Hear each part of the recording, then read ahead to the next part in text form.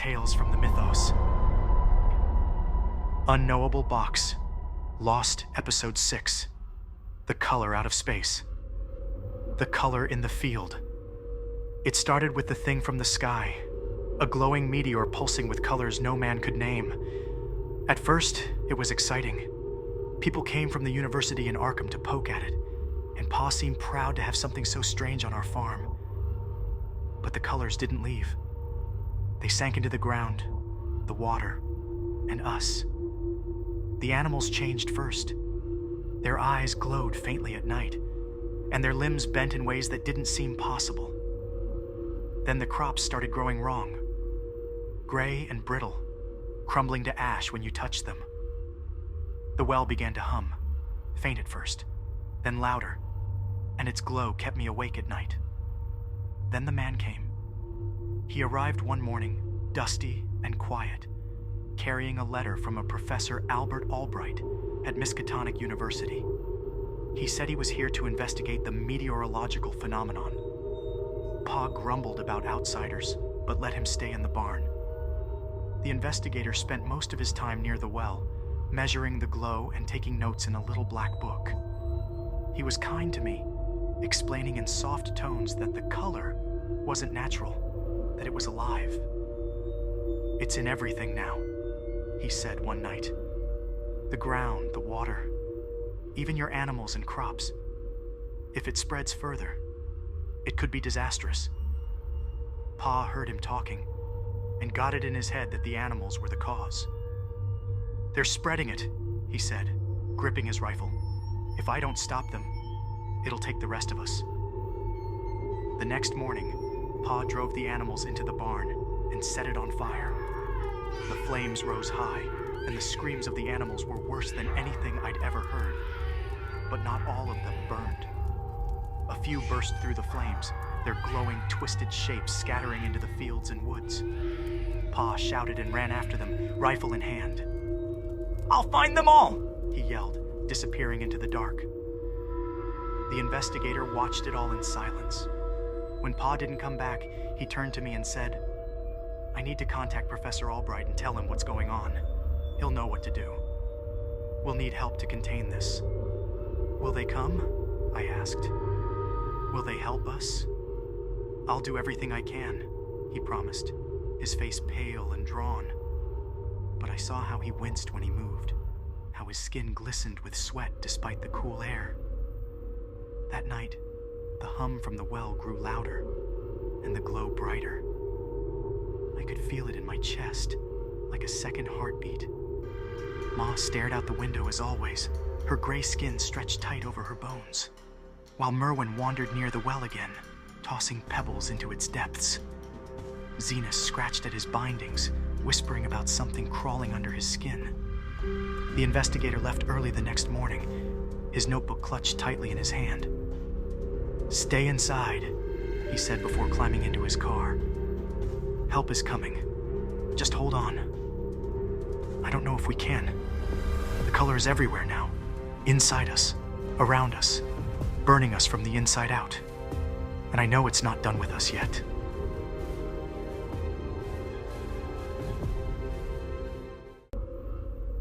Hey investigators, welcome to Tales from the Mythos.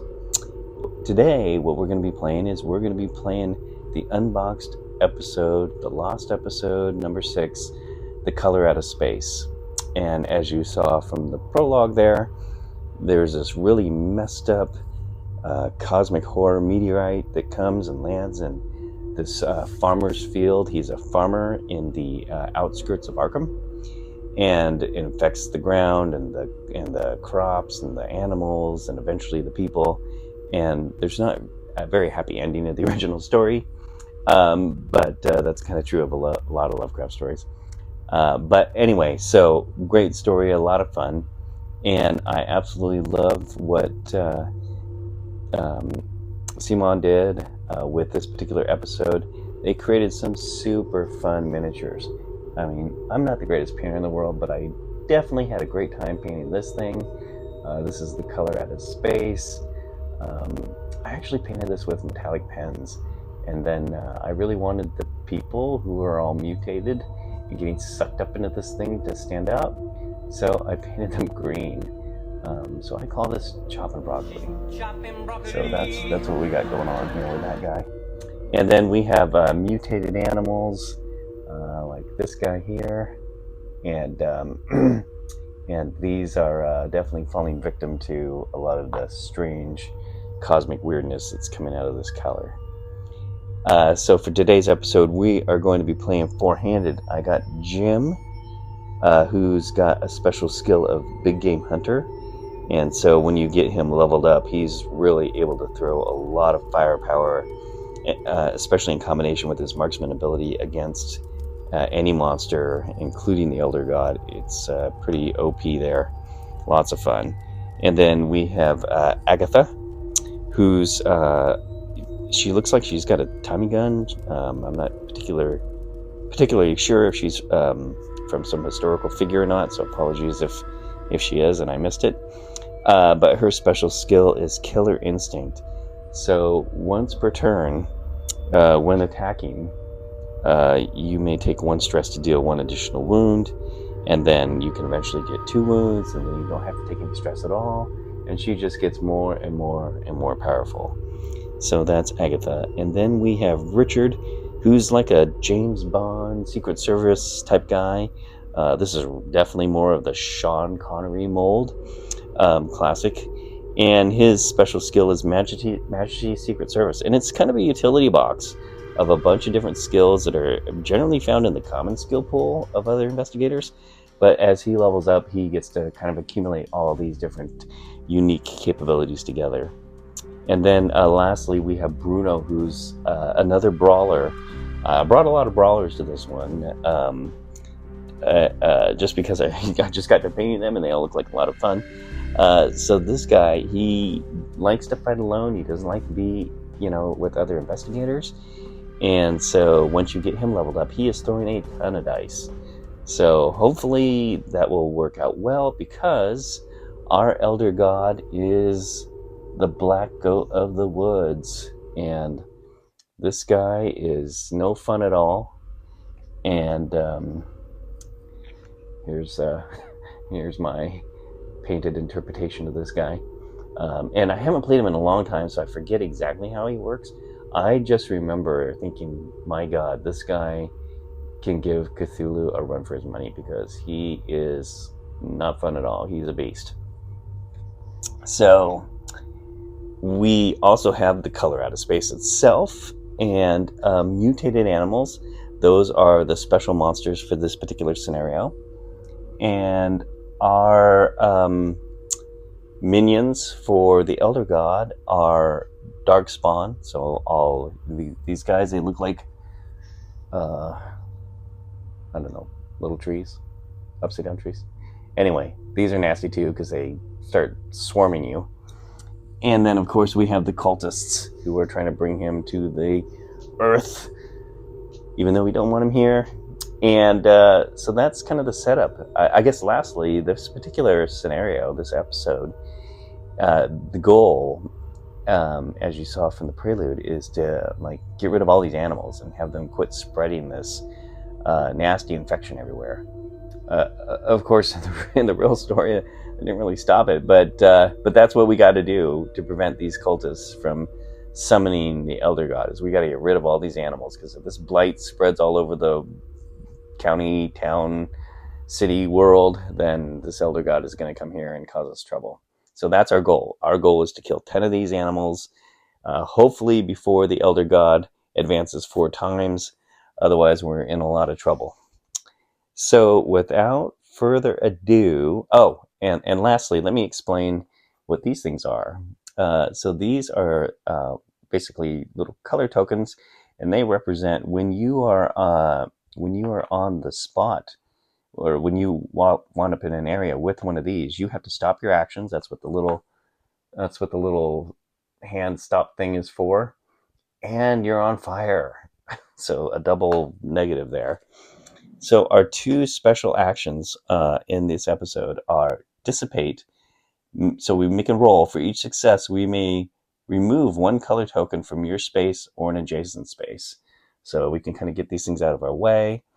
The other one is feel the color. So if you're in a space with a color token, you heal all of your stress, but you have to lose 2 sanity. So I think basically you're just getting like enthralled in this color, and you're just getting mesmerized. So your stress is going down, but you're actually going crazy. So that's why you're losing sanity. And and as I said, for the special rules, if an investigator is moving or running and they go into one of these spots, they got to stop. So that's the end of that action. It doesn't say the end of the turn; it says the end of action. So in theory, you could stop and then continue to go, or shoot, or whatever you need to do next. So that is the setup. So let's go ahead and get started. So our first investigator up is Jim. And Jim is thinking like, hey, you know what? I got to get rid of these guys. So let's get started. Sooner is better than later. So Jim will go here. And Medina. Oh, I forgot to mention. The other thing that we're doing is we're playing with animal allies. And I'm super cheating on this one because normally you're just supposed to put the animal allies, which are basically just artifacts, in your artifact deck, kind of shuffle them up, and then you hand out an artifact to each investigator. And I don't recall, and I'm sure someone can make a comment in the comments. There might be like, you might have to have the unknown monsters to use this. I'm not sure. But anyway, sometimes I play my own game, and I wanted to be able to show these guys off, so I'm including them in this particular scenario. And I gave an animal ally to everybody.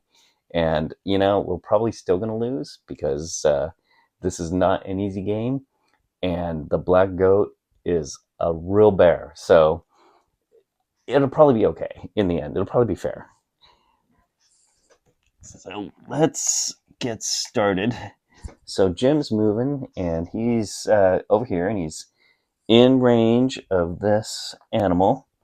So let's have Jim fire off his Rifle there. What did we get? Okay, so we got 2 hits, and we got an insanity. Here we go. So we got that, and we got 2 hits on the animal. Now let's use our third action and hopefully finish him off. This particular animal has 3 hearts, and also when attacking or being attacked, add a sanity to the roll for each mutated animal in its space, including itself. So we actually have to take 2 sanity hits. All right. So let's go. Oh my good Lord Almighty. I think we're going to be going crazy like way too fast. So the good news is he's dead. And we can get him off the board. And you know what? I think I'm actually going to use a stress and re-roll this guy. Usually it winds up being such a waste because then I use a stress and I still get the same result or worse. Oh, okay. This time it worked out. There we go. So we got to take 1 more stress, but that's okay. Oh, 2 more stresses because of the extra stress just for hitting the guy or shooting at the guy. So he actually has already hit his first sanity point. And so at the start of the game, name a protected investigator. So let's see. We already started the game, but that's okay. Well, we definitely don't want it to be Bruno because he wants to do stuff by himself. Let's have it be Richard because Agatha also has marksman, and so she might be trying to do things not in the same space as enemies, shooting from a distance. So Richard might have to get more up into the animal space. Normally I would pick Bruno because the brawler would be a good one because there's definitely going to be taking some damage. But in this particular case, we'll go with Richard. So Richard is you're protected. So the condition is overcarrying. If your protected is in your space, they heal all wounds and you heal all of your stress. Otherwise, take 1 stress for each wound your protected has. If they're dead, nothing happens. Well, nobody has any wounds, so basically nothing happens. But I am definitely going to upgrade my skill here. And I'm going to upgrade Marksman, actually, so I can get that double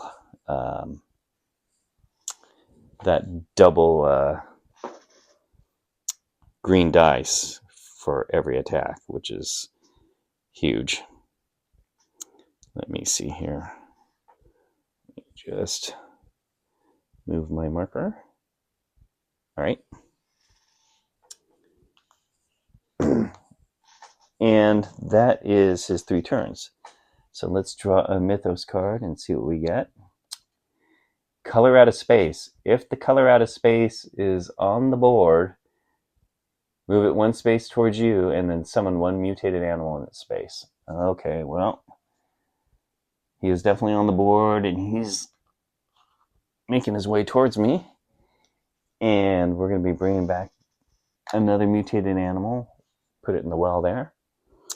And now it's investigate or fight step in my turn. We'll get a discovery card because there's nobody in my space. So let's see what we got here. Let's see. We got Merwin, the prodigal son, a better guide one could not have.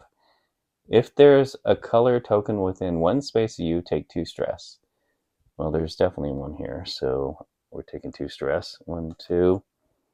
You may take 1 stress to claim Merwin. When you have Merwin, gain 1 level in stealth. Okay. Well, I'm maximum stressed out here, but we got Merwin Gardner, who's, I think, one of the family members. He comes with an extra heart, always a plus, and Merwin gives us stealth. So when you get a discovery card that says gain 1 level in whatever skill, and you have that skill, you just move your token tracker up 1 on your player board. But if you don't have it at all, then you just get one of these tokens, and there's one for all of the pooled skills. And this one is stealth, and you just put this next to your investigator board. And then try not to forget that you have it on your turn. So that gets us to resolving end of turn. He's not on fire. The other thing you would do is if there was 3 of these summoning symbols, you would move the elder one on the track, but there's not. And if you had unknown monsters, you would do what it says on their unknown card. But we don't have that either. So anyway, that wraps up Jim's turn. So let's move on to Agatha.